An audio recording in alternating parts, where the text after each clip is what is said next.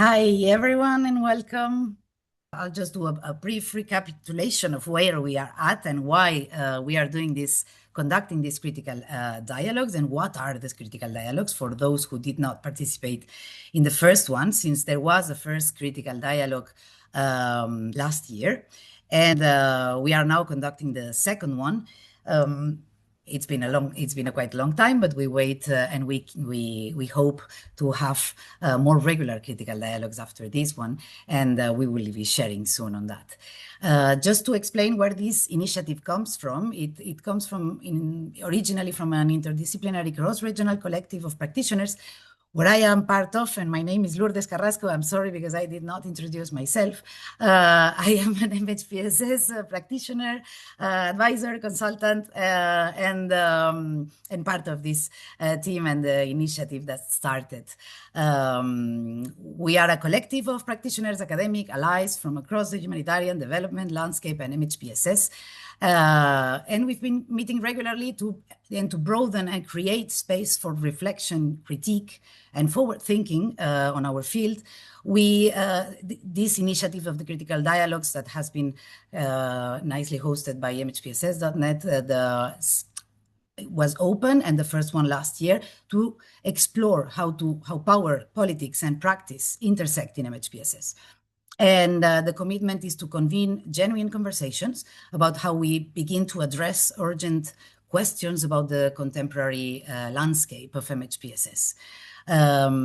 So that is what brings us today to this second critical dialogue, focusing on and sitting with attention that runs through almost every conversation in the sector right now, which is all the localization and decolonization on MHPSS. And we focus a little bit at the beginning. We will provide some definitions, some clarifications that we hope help framing the dialogue that we aim to have with all of you today. We will divide in some rooms after these first 10 minutes of presentation. These two words, actually, when we talk about localization and decolonization, it's in almost everyone's lips. But in order to avoid the risks of co-optation, of getting diluted, of depoliticization of such concepts, we thought it was also important to sit all together and to discuss and think critically about it. Just very briefly on what we are talking about. When we talk about localization, even if coming from very good intentions, as usually, and it's often the case, as it currently operates in the humanitarian system, it's largely technical and operational initiatives and projects, like who's funded, the percentage of funding, building partnerships, transferring capacities, and I am intentionally using these words because those are the ones used sometimes in the localization spheres. But it's about more how do we make the current system work better locally, but is that sufficient? That's quite limited when we think about transforming, shifting power and practices or dynamics. So when we talk about decolonization, it's a much more fundamental and different question. We interrogate the historical, the political, the epistemic roots of the system itself. We question the system itself. Should this exist in its current form at all? So it's a different question. We go through the colonial legacies embedded in how we understand mental health, power, and political issues. The difference is not semantic. Localization without the colonial lens does and can reproduce the very epistemologies, the power structures that we claim to challenge or to dismantle. So what do we mean by this in the MHPSS field? Is that the question is not only on who delivers, provides support, but whose knowledge defines the support, how the support should look like, whose understanding of suffering is considered valid, and who holds the authority to decide what healing means and how to go about it. So that is a questioning of the system itself when we work in this field. And taking into account also with the positionalities of each one that we are part of it, and how can we go for further transformation. These are all power issues, actually. And that is what we tried to do, is to something that we rarely do, that is going back to the roots, that in this sector we don't tend to do that much. What I'm showing here, the background paper, this is just something that we are sharing with everyone since it has been recently published, and it's just a starting point. These three main topics and questions that we wanted to answer with that is understand where we come from, trace how power has been built, has been normalized and reproduced in MHPSS. Without knowing that, we cannot transform anything. And asking ourselves honestly, each of us, where are we now and how do we move forward? This paper is just, as I said, not an end product. This is not a finished product. It was initiated, as you see a logo, it was initiated by TDH, but it has been a collaborative effort. It actually, and I will give now the word to Deepali Pavagadi, which is here with us, who is here with us, and she led on the research piece as MHPSS research and advisor in the MHPSS collaborative, and it has been a work done jointly. Also participation from Maria Bray, who is here with us too. The idea of this paper is that it's a starting point for collective critical thinking, because sometimes when other organizations think about the localization, is where we rarely think about the roots of where we come from and how we can transform it. So it's meant, and it was published deliberately under Creative Commons license. So it's meant to be shared, to be used, challenged, and built upon. And we hope that today's dialogue is one step towards that journey. As I said, Deepali was leading on the research for this paper, so I'm going to give her the floor to take us now to the heart of this paper, which is what shapes power in MHPSS, the historical, political, and structural roots. And then we hope that this presentation would help us framing the conversation that we aim at having all together today in different rooms, and to have a dialogue around these issues that we will come back before going to different and to separated rooms. So over to you, Deepali, and thanks everyone who's still joining, and I'll give you the word. Thanks a lot, Doris. Can everyone hear me okay? Okay, great. Yes. So if you could move to the next slide, and then I get started. Yeah, I want to preface my contributions today by just saying that I got involved in this work because of the unease I felt in how power shaped my own research in MHPSS, and how more broadly it shapes the priorities and agendas of our field. And we got really interested in understanding why power operates the way that it does in MHPSS. And why is there a consistent privileging of Global North frameworks, actors, and institutions who are framed often as the leaders and stewards of the work in our field, while at the same time, Global South actors in the affected communities are positioned as the implementers and beneficiaries of our work? And my hope is that through our discussions today, we can start to see how some of these issues are deeply linked with the broader systems of power that we work within. And through my analysis, some of these systems include our colonial histories, politics of aid, and commercial and private sector interests that influence our work. And these can seem very theoretical and sort of heavy topics, but and sometimes also very far from the realities of MHPSS practitioners and the communities that we work with. But in fact, they are quite day-to-day in terms of, they make a part of our lived experience of the work in the field, and they are often reproduced in our everyday experience and relations and decision-making, and they tend to really shape who's heard, who's trusted, and who gets the resources, who gets to decide, and which kinds of agendas get prioritized. Also, power over time can start to seem natural or even reasonable, but once we understand that it is historically and politically produced, we start to recognize that it's not inevitable and it's not unchangeable. Next slide, please. Sorry. So in the next few minutes, I really want to talk about some of the examples of the broader systems of power that came up in our analysis, and then be open for discussion to hear from all of you as to whether they resonate with your own experiences of working within MHPSS. So starting with how colonialism sort of interacts with mental health, right? Here we look at the work of decolonial scholars that talk about how colonialism was not just a project for political domination or economic extraction, but beyond that, it's a way of thinking about the world and a way of relating to each other that causes deep psychological damage. And amongst the colonized, this often means an internalized sense of inferiority or a sense of alienation and self-division. And on the other hand, amongst the colonizers, it can lead to psychological and moral corruption through ideas of superiority and through ways of looking at the world that justify and rationalize domination on the colonized.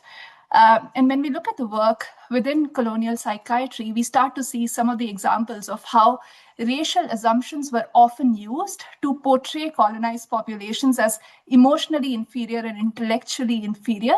And you see some of those examples on the screen, and a picture of a monograph on the right-hand side from J.C. Carothers, where he alludes to the African mind as immature in comparison to the European mind, which is more sophisticated and driven towards abstract thinking, conceptual thinking, and introspection. And he explained these differences in terms of cortical sluggishness and underuse of the frontal lobes of the brain amongst the African populations. And you see also that in the work of Emil Kraepelin in Indonesia, where he also uses racial assumptions to think about and interpret differences across cultures. Next slide, please. What's really interesting, though, is that when these ideas started to get challenged in context of decolonial movements, also during the post-Second World War reconstruction, the notion of universality of mental health was constructed.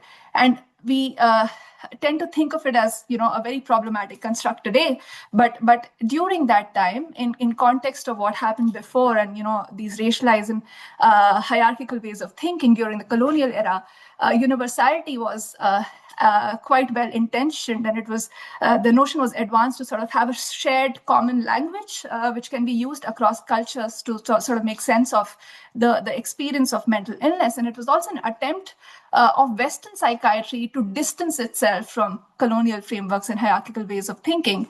And all of this just to say that psychiatric frameworks and practices that we think of today as very neutral and sort of objective are actually products of specific historical conditions. Next slide, please. And aid itself has been widely critiqued for reproducing colonial trends through Eurocentric notions of modernity and progress, and positioning people of color as backward and inferior, as well as for diverting attention away from human rights violations and injustices, and acting as a substitute for decisive political action by aligning with geopolitical interests. Increasingly, there's also a critique around the capitalist orientation of the sector, which incentivizes growth and visibility and competition over mutual aid and solidarity. Next slide, please. Another area of concern pertains to the role of commercial and private sector entities in terms of pharmacological and psychological creep within our work. And these criticisms relate to the risk of medicalization of suffering that is caused by social, economic, and political conditions, marginalization or suppression of indigenous healing system and local understandings of suffering, and also an overemphasis or a shift of responsibility for care to the individual through concepts such as self-help and self-management. I'll stop here, Lourdes, and pass it to you to start the discussion. Thanks, Dipali.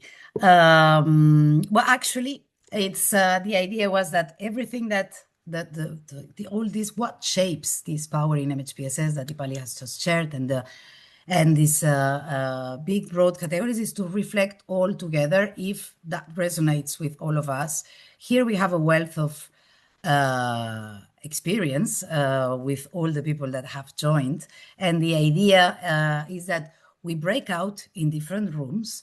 We will have 6 different rooms, and you would be randomly assigned to all these rooms with and each of us of the group here that I would ask maybe to introduce themselves before we break out the room, since we are the part of this group that initiated and that have worked on this dialogue. You will have a facilitation and note-taking for each of the groups. And the idea is that we have 40 minutes conversation now, open dialogue in each of the rooms. We would love to have it all together, but we are too many people and it would be difficult logistically. And the idea is to divide this dialogue, these 40 minutes, in two pieces. One is identifying this power. How does power manifest in our practical experience? Since I said we have a wealth of experience here, everyone can see it from different perspectives and seeing it exposing differently. So do the big categories that Dipali shared resonate with all of you? There are others. How do we land all these broader themes into practical experience on how power manifests?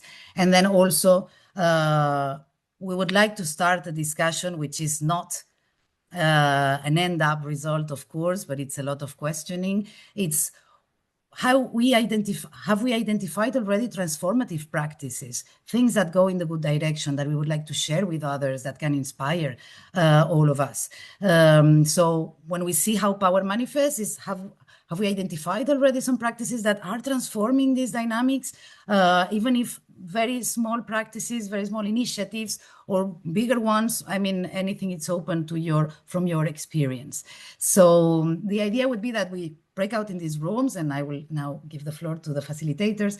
And since we are many people, please allow a maximum voices in each room, so we cannot have the time, unfortunately, to do very long speeches from everyone, but we will, and we hope that this is just one of many other dialogues, so that we will continue the conversation. Just very quickly, practical ground rules. When you are in the room, you can share and speak, because you will have the access to give with your mic to give your inputs in saying them, or if you don't feel comfortable, you can write them.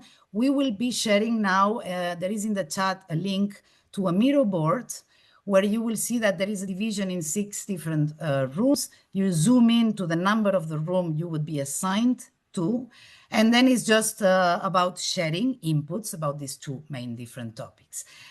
We ask you, if possible, then we have our colleagues that ourselves, I will be in one room too, to support writing. But if you share an idea, an input, and you want and can, if you can write it in the sticky notes that we have in each room. And then we will go back all together and do a plenary session where each facilitator will feedback the conversation had. And then the Miro boards and the different notes will be cleaned up and will be shared with everyone. So everyone will access the ideas that have been shared in each room, because the idea is that we can continue building on that. As we said, this is a collective critical thinking and an open space for all of us to talk. As you've seen, we are recording this piece where we are all together, but the breakout rooms won't be recorded. So please feel free to share, because it's only about the notes that we will be able to circulate among those participating. So I'll give a bit the floor for each of the facilitators that will be with you. I'm going to see everyone that it's Nezizva, if you want to introduce yourself. Sorry to put you on the spot, but I'm going to do all the faces that I'm seeing. That is fine. Hi, everybody. I am based in Cape Town. I'm so happy to be here with you to learn a lot about MHPSS. I don't practice in it, but I think with it. So I'll be engaging you, and I'm hoping that I will be able to hear everything that you guys will share and feed it back. Thank you. Thanks, Nezizva. You've already met Dipali. She would be also facilitating one of the rooms. So then, Shadi, please. Hello, everyone. Nice to be with you. I'm speaking to you from Jerusalem, Palestine, and I will be with you, I think, in room number 3. Happy to meet you to talk about this topic, and I hope we'll get new brilliant ideas. Thank you all. Thank you. Maria, if you want to continue. Yes, hi everyone. So I'm Maria. working with Lourdes, and I've been working on this piece and with the group for a while, and very excited to have this discussion and to hear how it's going to be, you know, this piece we started working on will really actually just continue to grow with your inputs and ideas. So yeah, looking forward. Thank you. Moses. Hello, everyone. Welcome to the party. My name is Moses. I'm looking forward to meeting each one of us in room 5. Back to you, Liz. Thank you. If I am, sorry, I'm forgetting. Yes. I can open the room. Go ahead, Ananda, please. We know that it's always quite abrupt when things get done in a breakout room, and I haven't found any way better to do this, because it's true that it's sometimes a bit disruptive when we move from one place to the other. I hope you had interesting discussions in each of the groups. We know that it's not enough time for such deep discussions. We know, and as we said when we were publishing this, we are not getting to fix things in a 20 minutes dialogue, but we identify both issues to analyze and both things that can be inspirational or transformative. So without further delay, because we won't finish on time either, would like to give the floor to our different facilitators from the groups to feedback in the impressions of the discussion, for everyone to hear a little bit what happened. And then again, we will wrap it up. You will have access to the notes. And so I don't know, Nesisva, since I am seeing you here, you can please. If that's fine. Thank you, Lourdes. I think me and Rehan are ready. So I'm just going to give you a recap of what we did, and then Rehan can continue the conversation that he was having with us. So first of all, we discovered that our group was very vast. We have a lot of experience in teaching, in psychology, in psychology, in mental health practice, as well as in funding support. And we have an intergenerational perspective as well, and a diverse space and place arrival at this conversation. So we started off with the prompt that was very provocative, that said something like, where is it? Who has the prompt? We had the prompt about funding. The funding. Just tell me again the prompt, Lourdes. Sorry. The prompt was about funding and how we just implement, but because we don't fund, we don't have a say in what it is that must happen with what we do. So we had that conversation, and after we had a conversation about, how does power show itself. We had that conversation, and then we went into the issues of wave, the power sits and lies, and then we ended the conversation with how to mental that power and to construct that power. And towards the end, we spoke about, but the power and doesn't show itself in the same way in the spaces and places that we are working in. So I'm going to invite Rehan to just share 2 themes, only 2, about what it is that we came to. Just 2, Rehan. That's a bit of a tough request, but I will do my best. So I think the key bits of the conversation were, one, the tie between power and money, and that unidirectional flow of funding, which makes challenging kind of power within organizations and systems a bit difficult. But then some of the conversation that we built on that understanding was that there are alternative models that are being implemented, but in smaller spaces, and what it would really mean for larger funding entities like the EU to take on these alternative models of funding, and what's actually holding them back. For example, the process of accountability is heavily tied to these processes, and how do we kind of shift these ideas of accountability so that we can adopt some of these alternative models. Then we went on to talk a little bit more on why we need to be aware of this flow of funding, because a large part of the funding that comes to the global south also moves back to the global north, which in turn creates jobs and opportunities. So that awareness in that flow is very important, to know that how much power local local organizations also have in that context. Yeah, those are two things, but there are more, but if I have time to share. Yeah. So we'll give other people a chance about how to deconstruct power from within. That was a major thing as well. Thanks, Rehan. Thanks to my group. Thank you. Please go ahead. Next group. Thank you not to see everyone.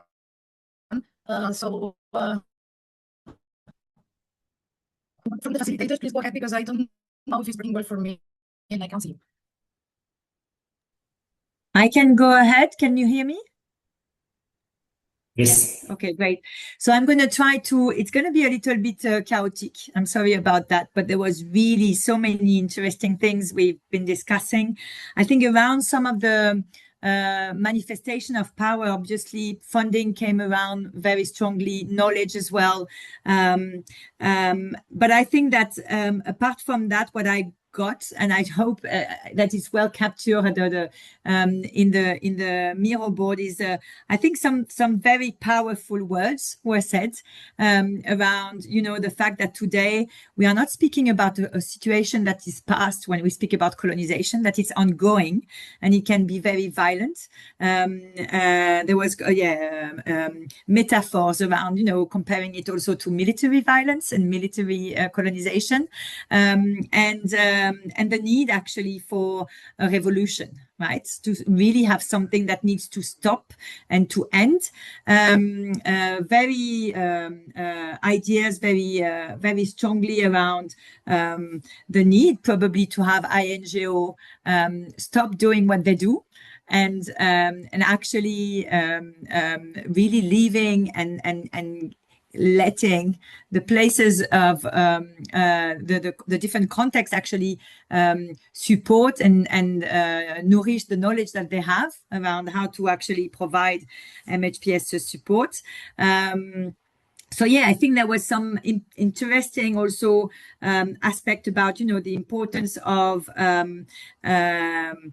where do we start from, where we think about transformative practice, because we often think that it needs to start from, policy, institutional level. But at the end of the day, it's a lot about individuals, relational attitudes, behaviors, positionalities, and how much this is it's essential to start from there to be able to move into that space of decolonization. And we need to acknowledge that this is actually like a generational colonialism that is embedded in everyone. And again, it's trying to cut the difference between, global south and global north in the way we are attempted to think about.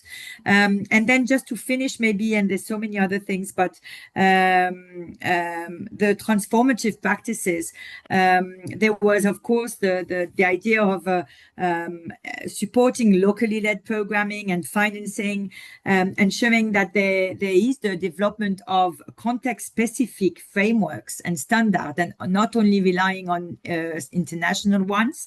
The importance of also having places where we can exchange, linked within a context, for professionals to actually build on local knowledge and be able to exchange really at local level.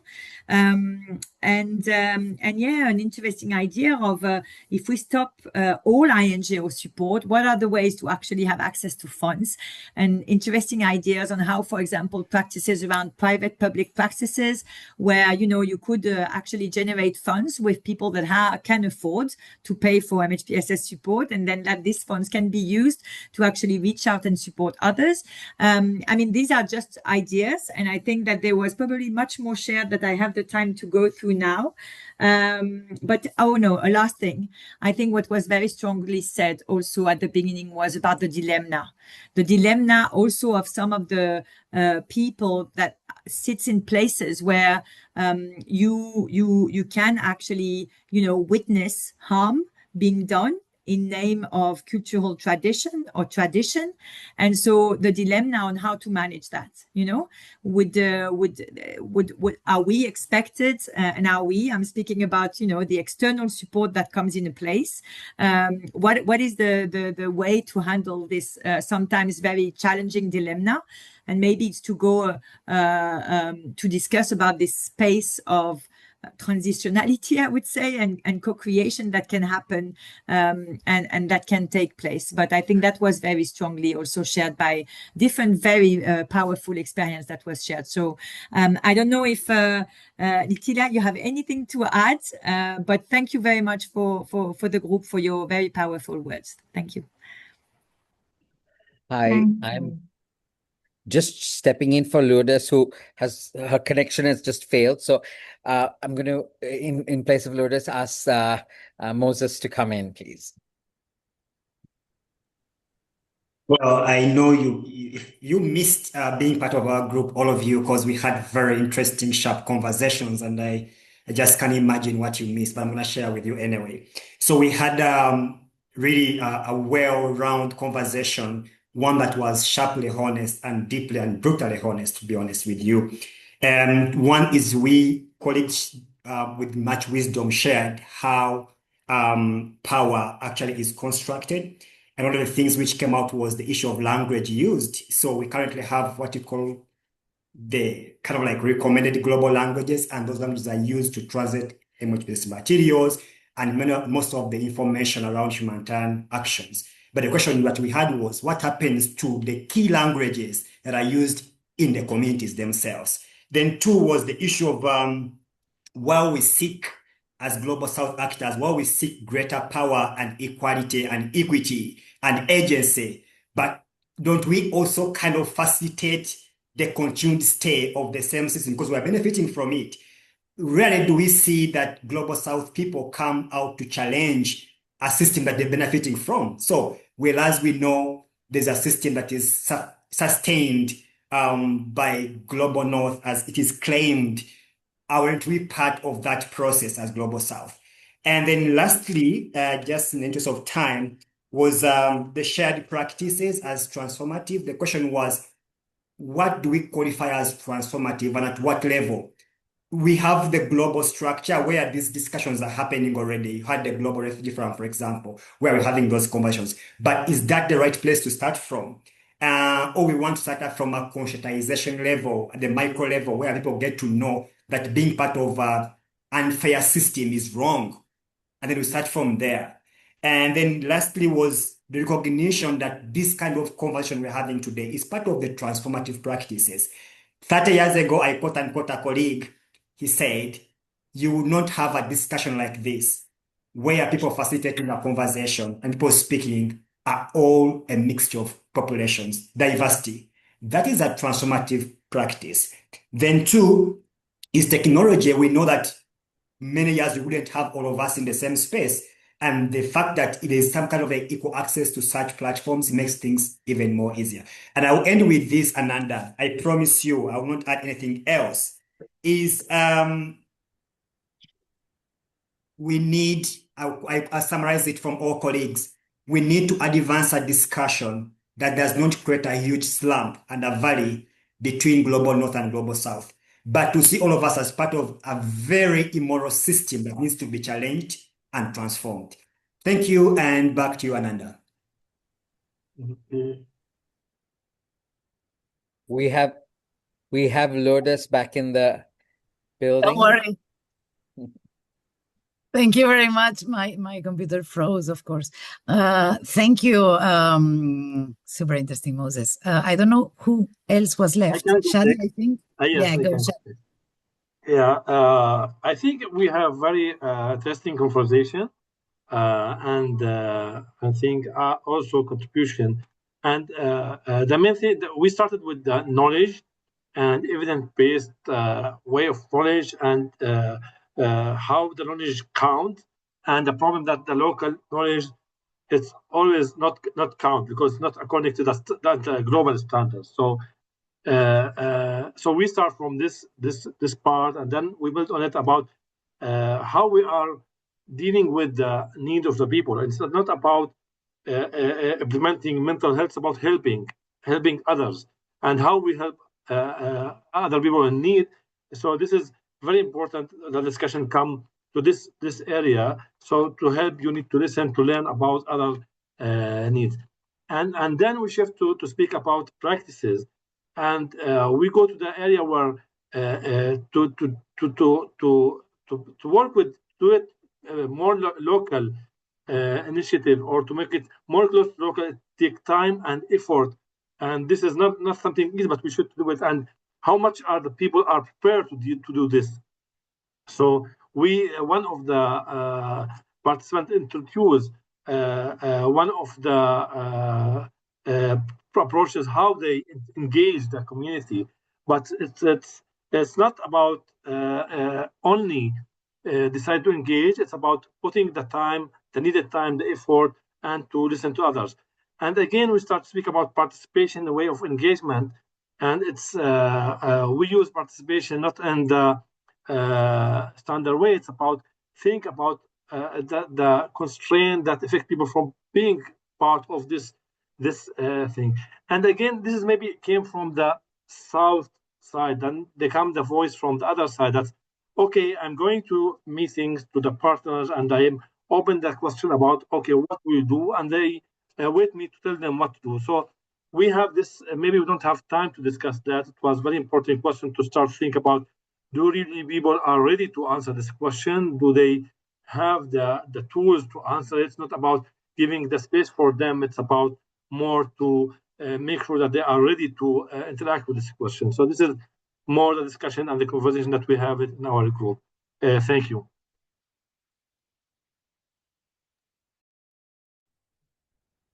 I can go next, if that's okay. Please, my mic is not working perfectly. Go ahead. No worries. So I'll be very brief, but we had such rich discussion, and I'm very, very convinced that I can't do justice to it. So I invite everyone to also add your contributions in the chat if I'm missing something, which I'm pretty sure I will. So just very briefly, we talked about the sanitization of mental health discourse and sort of the tendency to not name the problem and not thinking about what power really does to you. When you have power, how does it affect your sort of way of being and relating with other people? And it can, on the one hand, enable you to provide care and support, but on the other, it can also derive from oppression, and it can have a sort of dark history to it, right? So there's not a lot of engagement with that, and they're very entrenched ways of working, which feel very hard to shift in our sort of day-to-day work. And we talk of more tools and methods and so on, but what we really need is a sort of a shift in mindset and like a personal interrogation of sort of how we are contributing to some of these challenges. And we talked about this complicity of actors who on the one hand have a lot of epistemic authority, and on the other hand also contribute to some of the crises that we see in the world and that we are wanting to protect people from. So what do we do about this tension around these certain actors? And in terms of the strategies that can be helpful, we talked about community-led child protection, and I obviously can't do justice to that if I try to describe it right now. But we also talked about and someone mentioned this before, I think it was Moses, the need to build bridges between different perspectives and not polarize ourselves, just wanting to sort of come together to think about how we can shift things in a system, even if, it's a small change each time. And we thought of this discussion as a starting point, for sort of articulating some of the criticisms and kind of like moving forward in a collaborative, constructive way. I'll stop there. Thanks. Thank you so much. So I'll be even more brief before allowing also to close this conversation. So please, anyone who wants to write in the chat any additional thoughts, because it's been incredibly interesting to hear all the groups, even though I missed one. But so I'll try not to repeat. In our group, it was a lot mentioned too regarding the building bridges, but as it was mentioned at the end by Moses on this, that the power dynamics do not appear only between global north or south, but also within the same discipline. And that this how some knowledge is put at the top of the priorities, and for instance, more mental health, clinical related to, rather than all the community work, community volunteers, community workers, community health workers, and how do we value this knowledge differently, because there is our dynamic. Then also another conversation on the professionalization, manuals, tools, and word intervention, and how the language, as it was already mentioned in other groups, the language that frames it, and how do we expect everyone to speak the same language when it's exactly, when we were talking about transformative practice, it was exactly going the other way around, which is finding spaces for common shared language and defining mental health in many different ways with local and common languages. And going back to the basics instead of complexifying what we call interventions or programs that are sound and are artificial in certain contexts. And how do they not respond to the needs? Because actually, who is involved in defining needs, and that we do miss. Then the uncomfortable question also on how do we perpetuate this fact of being expected to bring ready-made interventions. Very briefly, I'm not making justice to the discussion, but those were the main points, some of the main points discussed. Please go ahead and write in the chat additional ones. Just to wrap up and make it clear how we move forward, actually, this Miro board and notes, we will try to clean them up, capturing ideas, because you have the link and you could access Sorry, it. Lourdes, you are cutting quite a lot. I don't know if maybe it would be worth, maybe Someone else. try turning off your camera, or... Now you can hear me better, otherwise please take the word. Yes, much better. Much better, go ahead. Okay, great. So the wrapping up is just to see, and please colleagues, fill in and talk, whoever wants to say anything in the chat. No, do you hear me well? Not so much. So, do you want to? Yes, now maybe. It's good. Yeah. Or Ananda, you want to wrap up? But just to what Lourdes was trying to say, despite the internet, is that we do have to close now. Please share your comments in the chat. We'd also love to hear from you about what you would like to see from this series going forward. We will be sending out a kind of a feedback form to all of you, along with the recording of this session, and hopefully a slightly cleaned up version of what was on the Miro board in terms of notes. But we'll also really like to have a kind of ongoing engagement with you around what the future topics in this series would be, and how you might like to be also involved in that. So please right now, just share your ideas. If you want us to get in touch, share your contact details. Yeah, thank you very much for being a part of the discussions today. It was really very, very rich and yeah, wonderful. Thank you. Thank you, everyone. Thank you. Looking forward for the next time. Thank you. Bye-bye.